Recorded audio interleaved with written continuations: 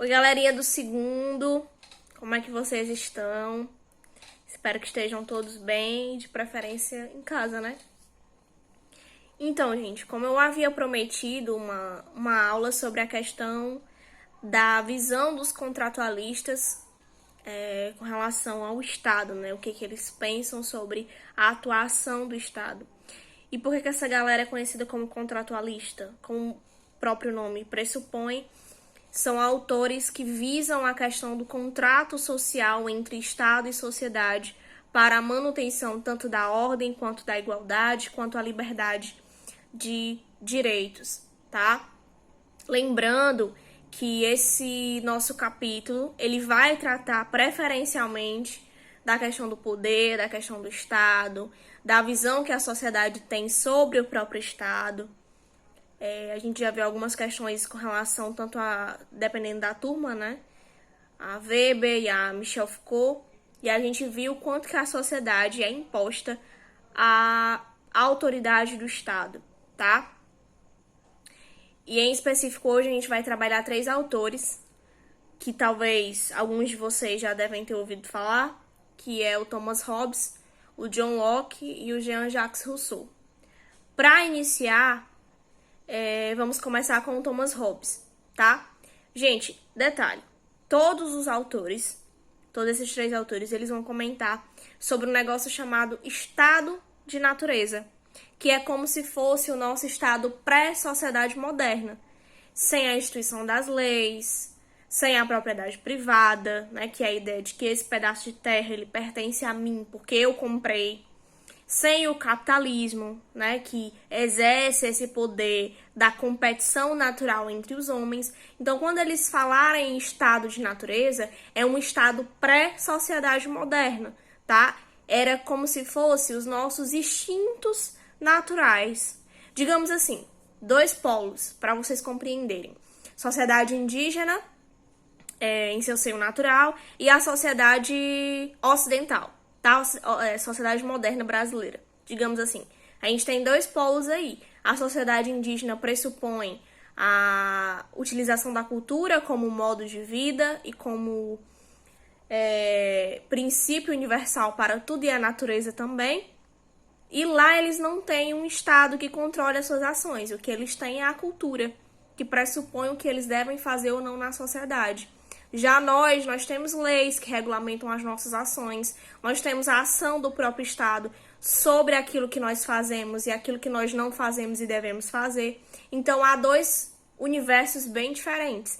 E o que esses autores eles vão falar? Do que era a sociedade antes da instituição da propriedade privada e como ela se tornou, né? Como que nós, seres humanos, nós homens e mulheres, a gente começou a agir na natureza, na sociedade. O Hobbes. Gente, o Hobbes, ele vai se debruçar sobre uma sociedade, em específico, que é a sociedade inglesa, tá? Século XVIII. E aí vocês já tiram daí porque que ele, né, analisou a sociedade inglesa em específico, justamente pós-revolução industrial, né? Já veio também a Revolução Francesa um pouco depois, mas claro e óbvio que na França, mas ela se expandiu pelo mundo inteiro devido aos seus ideais políticos. Então, o Hobbes, ele acabou se debruçando sobre as transformações sociais que houveram na época e como que, por exemplo, a sociedade inglesa lidou com isso, tá?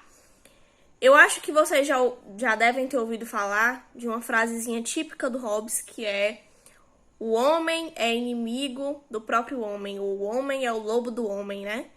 O que ele quer dizer com isso? Que nós somos maus por natureza. Lembrem que o estado de natureza é um estado utópico, tá? E aí, por que ele condiciona essa visão? Justamente porque ele acredita que nós, indivíduos, sozinhos, por termos liberdade demais em um estado de natureza, muitas vezes nós não vamos conseguir controlar os nossos instintos mais naturais. Dessa forma vai imperar o egoísmo, vai imperar a questão da maldade, da desigualdade, da falta de solidariedade entre os homens. Então, o estado de natureza nesse sentido, ele vai ser um mal social, porque nós somos maus, tá? Nós somos maus. E aí a gente vai eclodir grandes conflitos sociais. Então, por acreditar nesses princípios, o Hobbes, ele impõe uma sociedade que viva em um regime monárquico absoluto. Lembrando que nessa época, em muitas partes do mundo, a monarquia ainda imperava, tá? Só que na sociedade inglesa, a monarquia estava começando a entrar em conflito. Por isso que ele escreve, tá? E aí o Hobbes vai dizer o quê? Que somente um Estado forte, somente um Estado absoluto e autoritário, ele poderia conter as nossas ações mais naturais. Ele poderia justamente fazer com que a sociedade se organizasse e essa sociedade vivesse de maneira harmoniosa. Não que ele quisesse realmente a questão da harmonia, o que ele queria realmente era a autoridade do Estado sobre as pessoas. E aí a ideia do contrato social, a ideia de que o Estado vai te oferecer todos os seus direitos e todos os seus deveres, mas de acordo com o que ele acha que é necessário, e você vai ter aí como usufruto a questão da segurança, tá? Porque o estado natural, pro Hobbes, tá? É um estado de ignorância, é um estado de maldade, é um estado onde prevalece justamente os nossos instintos mais ruins, tá? E aí a ideia do Estado ser esse organismo soberano que vai conduzir as nossas ações e vai fazer com que todos nós tenhamos um princípio universal. Essa é a ideia do Estado para o Hobbes. Já para John Locke, o Locke, gente, ele parte de um conceito liberal. E se vocês já estudaram no conteúdo lá do livro a questão do liberalismo, vocês devem ter notado que o princípio universal do liberalismo é a questão do comércio, é a questão do capitalismo, ou seja, o capital, tá? Entre aqueles que detêm poder aquisitivo dentro da sociedade. A questão do livre comércio, a questão da competição natural entre os homens. Só que, diferente do Hobbes, tá? O Locke, ele acreditava que o estado de natureza dos indivíduos era um estado de plena liberdade. A liberdade é algo bom? É algo bom, tá? Só que, como o Hobbes, o Locke se preocupava em conseguir mandar conseguir controlar essa sociedade a partir do princípio da liberdade, porque era o que ele mais desejava para a sociedade. Era que a sociedade fosse feliz e usufruísse de todos os privilégios que poderia se ter. Só, gente, que aconteceu algumas coisinhas. Nessa época, como eu falei para vocês, existe o absolutismo. O Locke foi um dos que abominava a questão do absolutismo, porque ele dizia que o rei ele não pode ter poder absoluto, tá? E aí, por quê? Porque quando o rei, ele usufrui de tudo, né? Quando você diz o Estado sou eu que detenho todos os poderes, ele consegue fazer exatamente tudo que der na telha, né? Então, o Locke acreditava que era preciso ter um contrato, um equilíbrio harmonioso entre Estado e sociedade. Então, a monarquia não era absoluta. Quem era absoluta realmente, para ele, era o parlamento. Porque o parlamento ele iria mediar os conflitos. Eis a ideia que, para ele, o Estado é um mediador de conflitos. Por isso que ele não acredita que, diferente do Hobbes, que o Estado é esse organismo soberano, né, que está acima de todos. Não, para ele não. Somente quem pode organizar a sociedade é o próprio parlamento, porque o parlamento vai saber mediar as situações e os problemas da sociedade. Para ele, tá, o homem possui direito à propriedade privada, eis a questão do liberalismo, direito à vida, direito à liberdade, tá? E quem vai criar realmente as leis é o próprio governo em si, certo? Não vai ser excluído o poder do governo, só que esse governo vai ter limitações, diferente do Hobbes, tá? E, gente, ele acreditava que o cidadão, por ter essa ideia do Estado, a gente era temeroso ao Estado.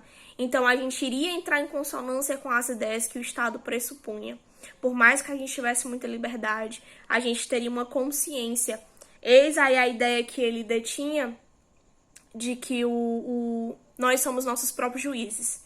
Então, nós iríamos saber conduzir as nossas ideias e as nossas ações dentro da sociedade. tá? Era como se a gente também soubesse mediar as coisas, soubesse mediar os conflitos da sociedade.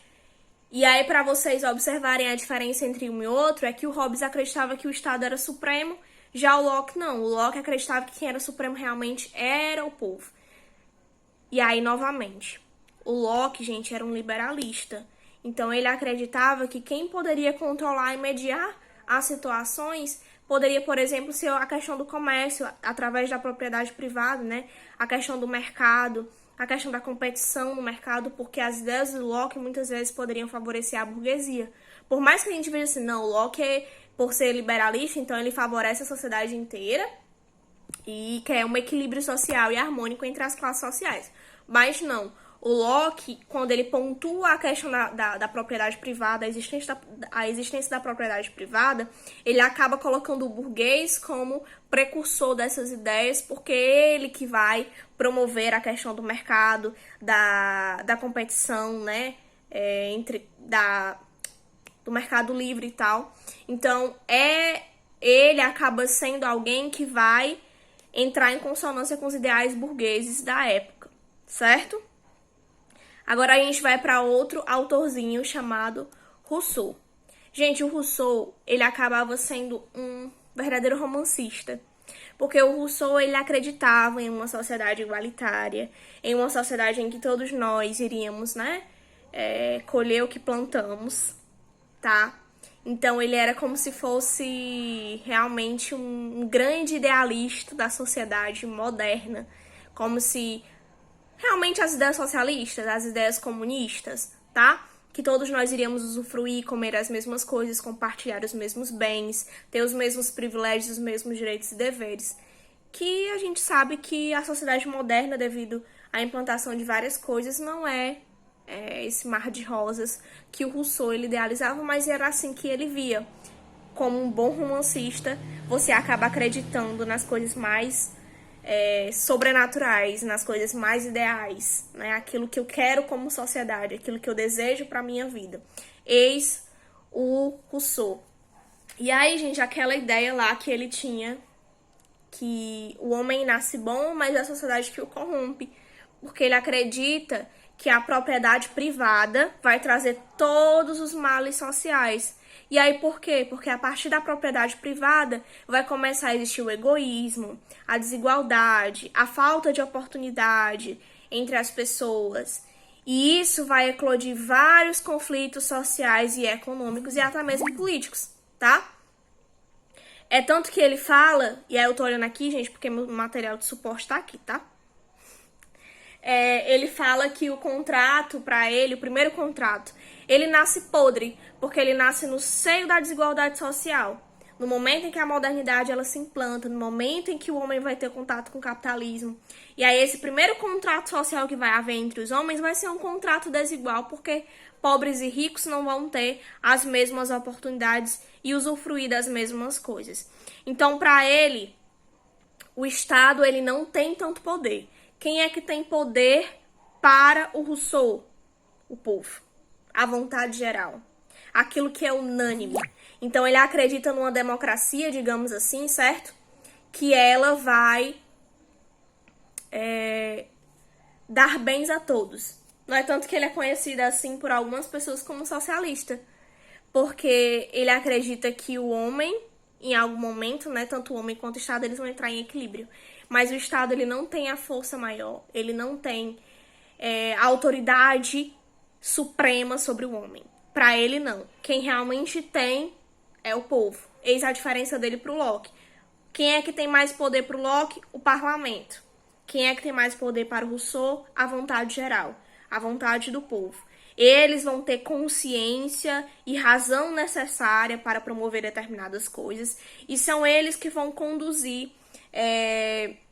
as principais ideias, porque, na verdade, é o povo que acaba vivenciando realmente essa modernidade e tendo os problemas da modernidade. Então, nada mais justo do que eles tomarem as próprias decisões com relação à autoridade do Estado.